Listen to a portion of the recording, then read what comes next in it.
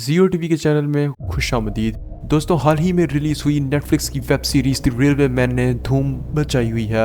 ये web series 3 दिसंबर 1984 में भोपाल में हुए एक रियल इंडस्ट्रियल डिजास्टर पे बेस्ड है। 3 दिसंबर 1984 को भोपाल के शहर में एक यूनियन कार्बाइड नामी इंडस्ट्री से एक डेंजरस गैस मिथाइल आइसोसाइनेट, जिसे शॉर्ट फॉर्म में MIC कहते हैं, लीक हो जाती है बहुत भारी मात्रा में और पूरे भोपाल शहर में फैल जाती है। ये गैस इतनी डेंजरस है कि अगर कोई इस गैस के सिर्फ चंद सेकंड्स के लिए भी कांटेक्ट में आ जाए तो फौरन ही उसकी मौत हो जाती है। और 3 दिसंबर 1984 को ये MIC गैस लीक हो जाती है बहुत भारी मात्रा में और पूरे भोपाल शहर में फैल जाती है। अचानक से शहर में सब लोग बुरी तरह से खांसना शुरू हो जाते हैं। सबकी आंखों में जलन होनी शुरू हो जाती है, आंखों में जलन, गले में जलन, शदीद किस्म की ना रुकने वाली खांसी और फिर कुछ ही मिनटों बाद सबकी मौत हो जाती है। जब ये 3 दिसंबर की रात सुबह में तब्दील होती है तो मालूम होता है कि 2200 लोग पूरे शहर में मारे जा चुके हैं और ये हादसा इंडिया का वर्स्ट इंडस्ट्रियल डिजास्टर बन जाता है।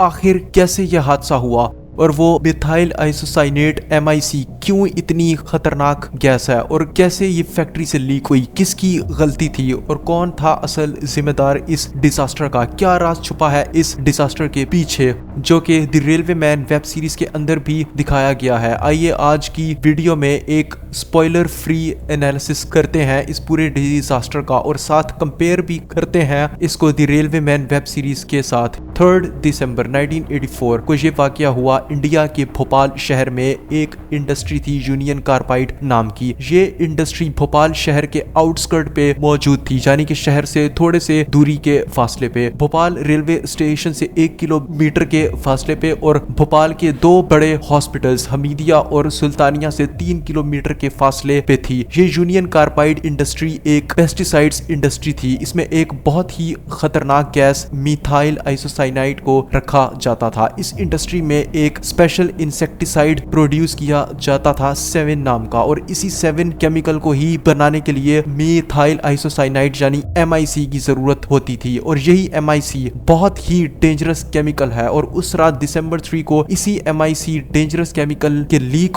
होने की वजह से हजारों लोग भोपाल शहर में मारे जाते हैं। दरअसल बात यह है कि MIC प्लस वाटर बहुत ही डेंजरस रिएक्शन होता है। अगर किसी भी MIC के टैंक में एक बूंद पानी भी चला गया तो फौरन ही सारी MIC एक पॉइजनस गैस में बदल जाती है और उस रात एग्जैक्टली यही हुआ था। पानी MIC के टैंक में चला गया था, लेकिन सबसे बड़ा सवाल कि आखिर पानी गया कैसे MIC के टैंक में। दरअसल उस रात 9 बजे यूनियन कार्बाइड इंडस्ट्री में वर्कर्स ने अपनी शिफ्ट चेंज की थी, यानी कि रात वाले वर्कर्स वहां पहुंच गए और दिन वाले वर्कर्स वहां से चले गए।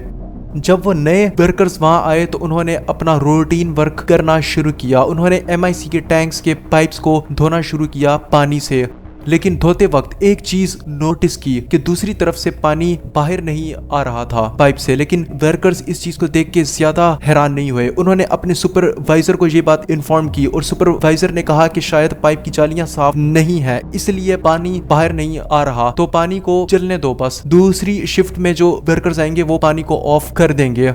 और पानी चलता रहा। करीब 1 घंटे बाद न्यू वर्कर्स वहां आए और जब वो वहां पहुंचे तो उनकी आंखें जलना शुरू हो गईं। उन्होंने टैंक के पास जाके प्रेशर चेक किया, लेकिन प्रेशर भी बस कुछ नॉर्मल से ही थोड़ा सा ज्यादा था, लेकिन उनकी आंखें जलना बंद नहीं हुई और फिर उनको लगा कि शायद कहीं ना कहीं कोई लीक हुआ है।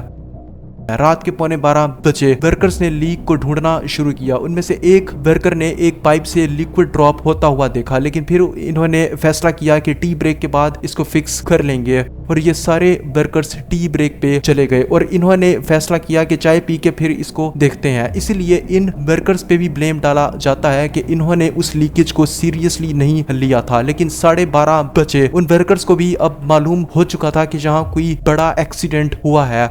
क्योंकि प्रेशर बहुत ज़्यादा बढ़ चुका था MIC के टैंक का, यहाँ तक कि एक MIC के टैंक का पाइप भी प्रेशर से हिलना शुरू हो गया था। तब जाके इन वर्कर्स को रियलाइज हुआ कि ये मामला किस हद तक खतरनाक हो चुका है। इसलिए फिर इन वर्कर्स ने कंट्रोल रूम में जाके इमरजेंसी अलार्म दबा दिया, लेकिन अफसोस तब तक बहुत देर हो चुकी थी। कोई फायदा नहीं था इस अलार्म को दबाने का, क्योंकि प्रेशर से MIC के टैंक का कंक्रीट भी टूट चुका था और पॉइजनस गैस तेजी से बाहर हवा में फैलना शुरू हो गई थी। और उसी टाइम पे जाके इन वर्कर्स ने पानी का स्विच ऑफ किया था, लेकिन अफसोस अब क्या फायदा जब इतनी देर से अच्छा खासा पानी MIC के टैंक में घुस चुका था। और जैसे आपको मैंने बताया था कि MIC प्लस वाटर बहुत ही डेंजरस रिएक्शन होता है।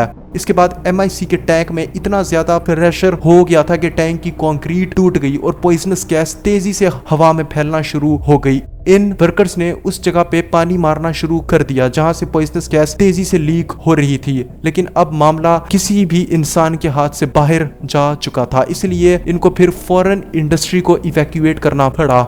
जब ये गैस पूरे भोपाल शहर में फैलना शुरू हुई, यकदम से पूरे शहर में एक पैनिक फैल गया। लोग शदीद खांसने लगे, आंखों में और गले में जलन होनी शुरू हो गई और हर जगह लोग जमीन पर गिरना शुरू हो गए। किसी को भी कुछ समझ नहीं आ रही थी कि ये आखिर हो क्या रहा है। लोगों को पास के हॉस्पिटल्स में पहुंचाया गया, लेकिन डॉक्टर्स को भी समझ नहीं आ रही थी कि ये कौन सी बीमारी है। डॉक्टर्स ने ऑक्सीजन देने की कोशिश की पेशेंट्स को, लेकिन ऑक्सीजन उल्टा काम करती थी, वो इस रिएक्शन को और तेज कर देती थी। जब रात सुबह में तब्दील हुई तो मालूम हुआ कि 2200 लोग भोपाल शहर में मुख्तलिफ जगहों पे मारे जा चुके हैं और ये डिजास्टर इंडिया का वर्स्ट इंडस्ट्रियल डिजास्टर बन जाता है।